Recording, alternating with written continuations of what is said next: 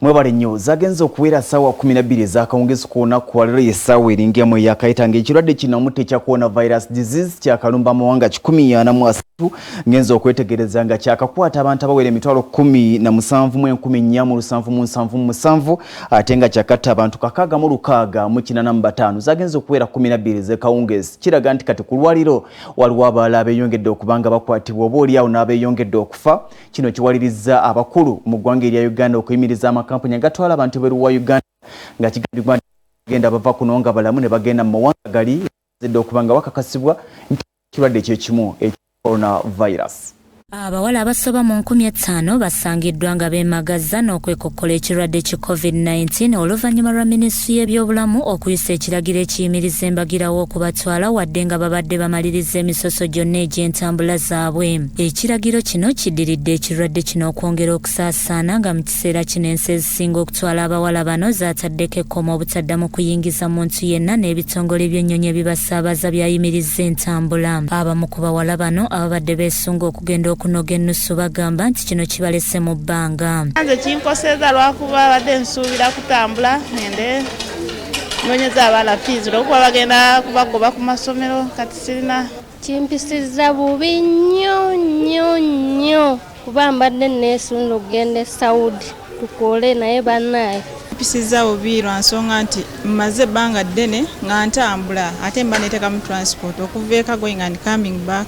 Mperera abaana like my brothers, my two brothers who are in university, the other is in senior 3 then plus my 2 kids. Ekitongole ekigatta kampuni ezitwala abantu ebweru w'eggwanga ekya Uganda Association of External Recruitment Agency kikakasiza nti ekiragiro kino bakifunye era tebalina kyakukola okuggyako okukiteeka mu nkola nga Ronnie Mukunda n'akyogerera bw'alambise. So kati ffe wetutera nnyo okudeployinga mu mawanga ga Middle East mu nsi nga Saudi Arabia kugamba abagenda kukola category ya housemaids abakola mu nyumba tenabirayo bulwadde mu Saudi Arabia naye yo nga Saudi Arabia ng'ensi yasazeewo nti tejja kukkiriza nnyonyi ziyingirawo. So obviously kati ffe wano nobweba teri muntu atugambye nti abantu tebatambula kiri obvious nti eri tebajja tuuka kubanga ennyonyi baziganye teziyingirawo obviously kati naba bavudde mu Uganda baba tebasobola yingira Saudi Arabia. Ono agamba mu kiseera kino emirimu gitambula kasoobo nnyo era kikubye nnyo ebyenfuna mu nsi gye batwala abawala bano. Loss eri ku economy si Uganda yokka naye as a global economy kati bw'okiriita ku Uganda ffe nga ffe wano oba companies ezaffe ezina license bw'otadeployinga oba abantu bwe batagenda kukola obviously kati operations zonna tulambuddeko ezimu ku kampuni ezitwala abantu nga nezisinga zisazeeko abakozi era tusanze abamu basiibula bawala bano okuddaka oluvannyuma lw'ekiragiro kino. Era muwalabu kwe kuvayo n'atugamba tusooke tuholdinge puroguramu zonna zetukola okuyambako abaana ogenda ofuna emirimu ebweru until further notice. Kuba amazima obulwadde Dubai webuli, e Saudi gyebuli wonna webuli awo ate ennyonyi gye tusinga okukozesa ennyo wano mu Africa eya Ethiopian Airline naye olwedde mu Ethiopia obulwadde gyebuli.